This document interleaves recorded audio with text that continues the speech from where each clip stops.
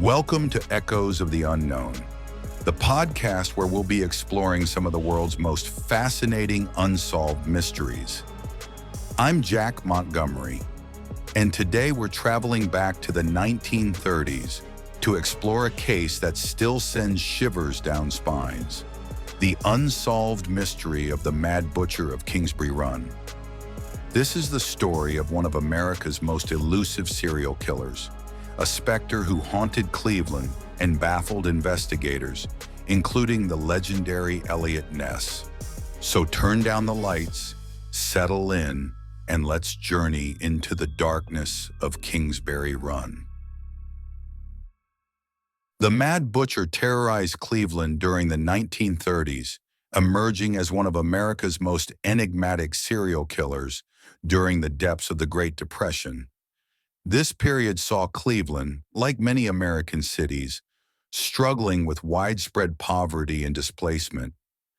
Kingsbury Run is a riverbed on the east side of the city, and at that time, it was a dark, dreary, and dangerous place.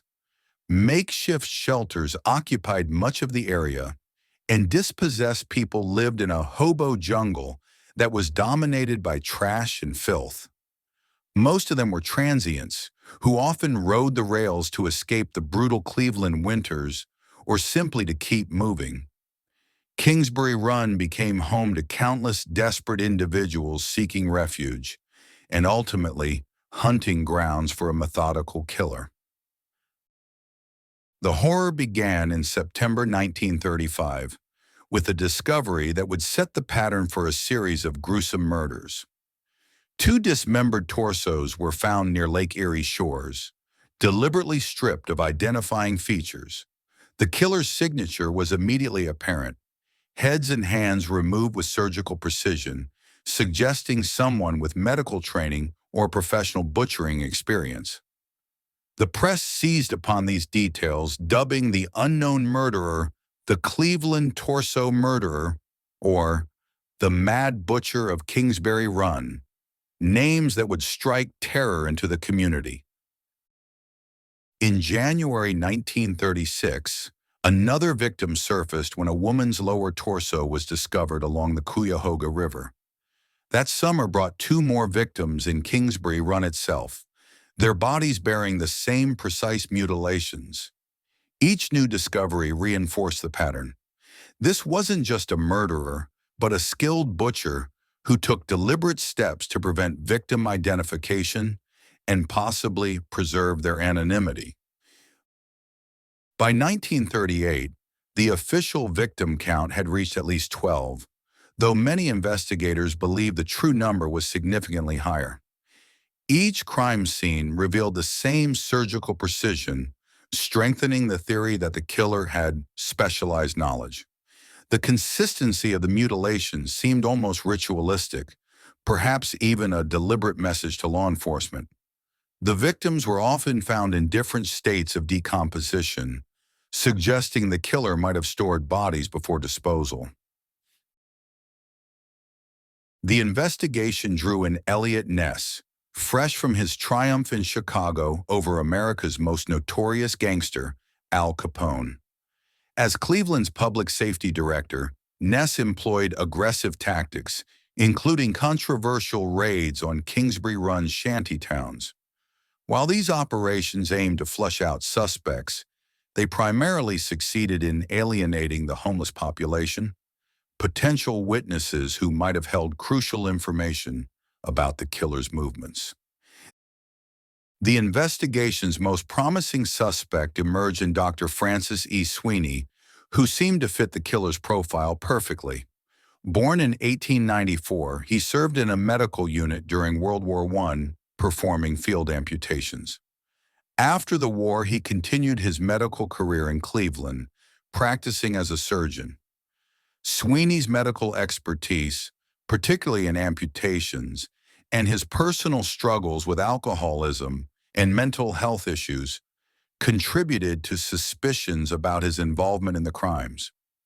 Ness personally conducted Sweeney's interrogation, including a polygraph test that yielded suspicious but ultimately inconclusive results. Despite Ness's strong conviction that Sweeney was their man, the lack of direct evidence prevented any formal charges from being filed. Shortly after being interrogated by Ness, Sweeney voluntarily admitted himself to the Sandusky Veterans Hospital on August 25, 1938. He remained in various mental institutions until his death in 1965. The timing of Sweeney's institutionalization raised intriguing questions about the case.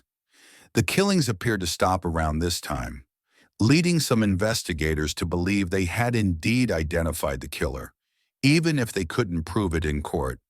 However, others noted that similar dismemberment murders later appeared in Pennsylvania and other regions, suggesting the possibility that the Mad Butcher had simply moved to new hunting grounds. The case took an unsettling turn in 1939 when anonymous letters began arriving at Ness's office, apparently mocking his failure to solve the case. Some theorized these came from Sweeney himself, writing from the institution. But others believed the real killer was taunting law enforcement, celebrating his successful evasion of justice. The letters added another layer of mystery to an already complex case. The investigation faced significant challenges due to the limitations of 1930s forensic science. Without modern DNA analysis or reliable fingerprinting techniques, investigators relied heavily on circumstantial evidence and witness testimony, both of which proved scarce in this case. The killer's careful removal of identifying features from victims made traditional identification methods nearly impossible, and the transient nature of many victims meant that some bodies were never identified. The Mad Butcher's reign of terror particularly affected Cleveland's most vulnerable populations. The killer targeted society's outcasts, the homeless, the transient, those least likely to be missed or quickly identified. This strategic targeting of marginalized victims likely contributed to the killer's ability to avoid capture, as many victims were not immediately reported missing and had few connections to help investigators establish timelines or potential suspects. The precision of the killings, the successful concealment of evidence, and the possible connection to similar crimes in other regions have led some experts to suggest that multiple killers might have been involved. The shadow of the Mad Butcher continues to loom over Cleveland's history, representing an era when a skilled and methodical killer managed to elude even the legendary Eliot Ness. The passage of time has only deepened the mystery surrounding the Kingsbury Run murders.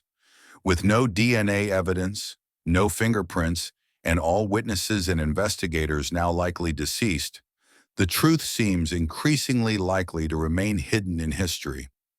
The case serves as a chilling reminder of how a careful and methodical killer could operate with impunity in an era before modern forensic techniques, leaving behind a legacy of fear and unanswered questions that continues to fascinate and horrify true crime enthusiasts to this day.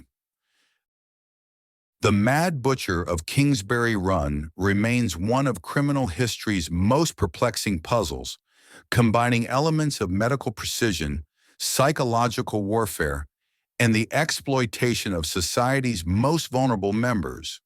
Whether the killer was indeed Dr. Sweeney, or whether the true butcher escaped to continue his reign of terror elsewhere, the case stands as a testament to the limitations of early 20th century law enforcement and the enduring nature of some of our country's darkest mysteries.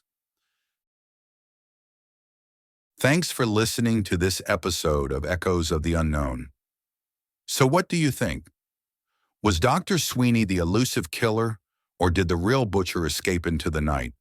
Let us know your theories by reaching out on social media or emailing us at echoesunknownpod@gmail.com. And if you enjoyed this episode, don't forget to subscribe, leave a review, and share with fellow mystery lovers. Until next time, stay safe, stay curious, and be sure to keep the lights on.